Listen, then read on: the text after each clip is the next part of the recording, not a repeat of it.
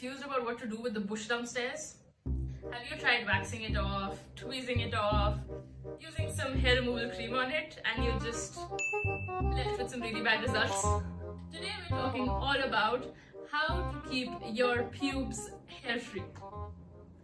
So there are a bunch of ways you can do this. One of the ways that you can try is waxing. You can try tweezing, although I wonder why you would do that to yourself, because that sounds a hella painful. You can try using a delipitating machine. You can shave.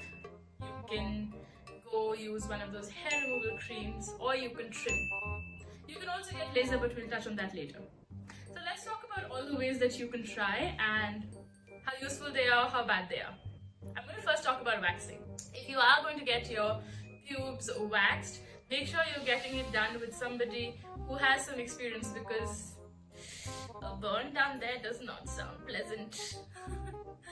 If you go for somebody who has a certain degree of experience, they're going to make sure they don't rip the skin off, because your genital skin is much thinner than the rest of your body, so you want to be very, very careful with it.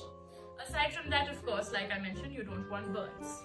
After you do get waxed, make sure you wear cotton fabrics so that you don't irritate your irritated skin further, because waxing is a rather violent process. You literally pluck all the hairs out from their root. It's like beheading your hairs. So in order to, make sure you're not irritating your skin any further, make sure you're wearing soft cotton panties and nothing lacy. The other thing that we can talk about is shaving. If you are shaving, make sure you shave in the direction of the hair growth and not against it. And the same applies for your pubes. You need to shave in the direction of the hair growth, not against it. Why is this important? Is because your hair is, when you use a razor on your skin, you create small cuts. And creating these small cuts can invite bacteria inside there. Bacteria can get in there, create infections, and well, nobody wants an infection down there, or do you? Okay, so the other thing that we're going to talk about is hair removal creams. Hair removal creams in your genitals, bad idea. The reason for that is that they are made of rather strong substances, and you don't want to put them around your genitals, because remember, the skin of your genitals is thinner than the rest of your body, and also they absorb things very, very quickly into your bloodstream. So are you planning on making a cocktail of your own blood and hair removal creams? If not, avoid hair removal creams down there. You can also get chemical burns, which again, keep me out of that. And then lastly, if you can manage to find a hair removal cream that's formulated especially for your pubic hair, go for it. But make sure it is specifically for your pubic hair and not just a general hair removal cream, because hello chemical burns. Okay, now let's talk about another method, which is trimming. And this is possibly the best option that you can do if you want to take care of your pubes. What trimming does is that it gets rid of the excess length. So instead of your hair being this long, they'll just be this long.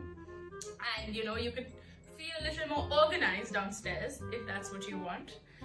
And aside from this, there are not the risks that come with shaving and waxing, the irritation to your skin, that are not there with trimming. What you do need to make sure is that you're using a nice sharp pair of scissors, because if your scissors are rusty, you'll have to go over it again and again, and you might risk cutting yourself. Make sure you use clean scissors. You do not want tetanus, and make sure your scissors are sharp, and trimming is the best possible option.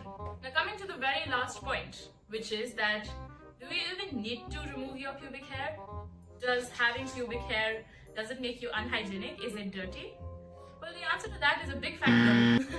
Having pubic hair or not having pubic hair is entirely your choice. What you do with it is up to you, and it should not be motivated by somebody else, not even your doctor. So if you are going to the doctor's office, you don't have to worry about, oh my god, what are they going to think of my bush? Because we see it all the time, so doctors really don't care. What you do need to decide is, do you want this hair? Does it feel good to you? Does it appeal to you? And if it does, stick with it. If it doesn't, choose a safe method of hair removal for yourself. Now, the question comes in that why do we even have this hair? What is the point? The hair basically what it does is that it protects you from foreign invaders.